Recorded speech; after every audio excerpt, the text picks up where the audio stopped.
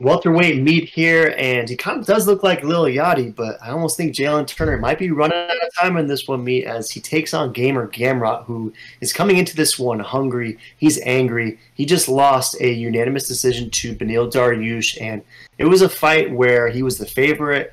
I think that it was probably going to be a title opportunity for him had he got the job done, but Beneil proved to be simply that guy. I mean, Beneil Dariush is the dude at 155, potential future champ if he is ever given an opportunity to fight for one for sure. So for me, there wasn't any shame in that loss for Gamer Gamrot, and you can't neglect the 4 wins that he picked up before that, right? And against tough dudes too, right? Jeremy Stevens, he finished in 5 seconds. Carlos Diego Fajeda, he made quit, and that's a dude who never quits. And then when he picked up that win against Arman Sarukian, it got him fight of the night in June of last year. And that was back and forth, right? I remember watching that fight with you, and we were unsure how that fight was going to go. But in the end, he scored the unanimous victory against Sarukian, a.k.a. Khalid, who is a guy who is super tough in his own right. And he seems like future champ himself, so we can't ignore all of the success that Gamer had, even though he's coming in off a loss, and he's taken on Jalin Turner on short notice in this one, and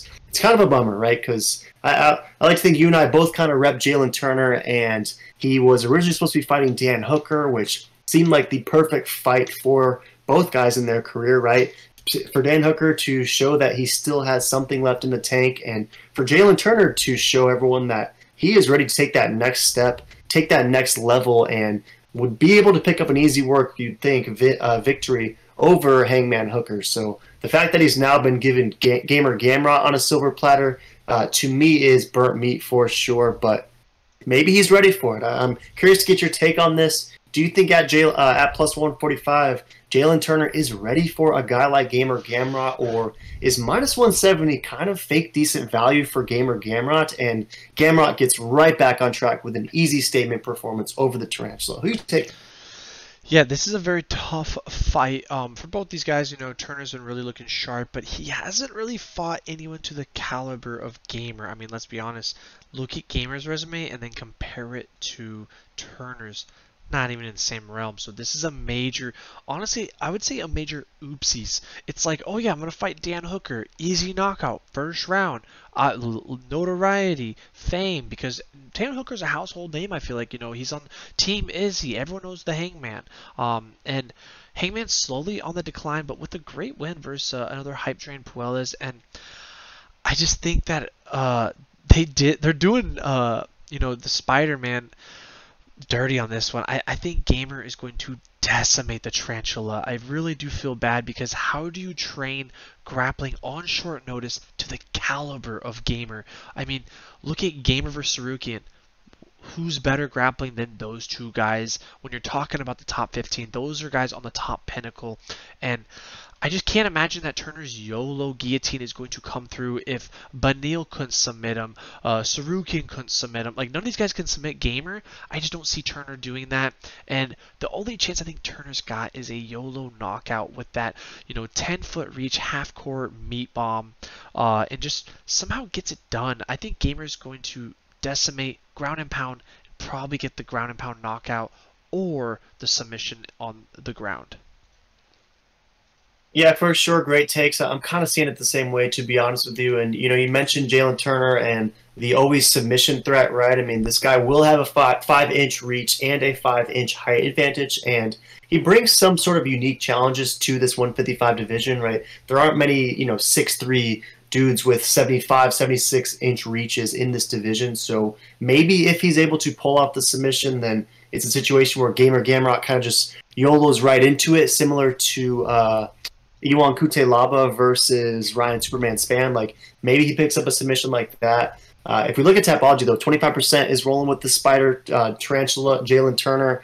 A lot of it is Brown for the KO, and 75% meanwhile is rolling with Gamer Gamrot. And a lot of beige decision. Do you think that Gamer is likely to get a finish in this one? Because I'm kind of rolling that way. Like, I almost think that Jalin Turner this is just maybe too much too soon, and a very hungry, wanting to make a statement Gamer Gamrot, I think, might get a finish in this one. So I'm a little surprised at all the decision backers. Do you think it's more likely for a Gamer decision or a finish?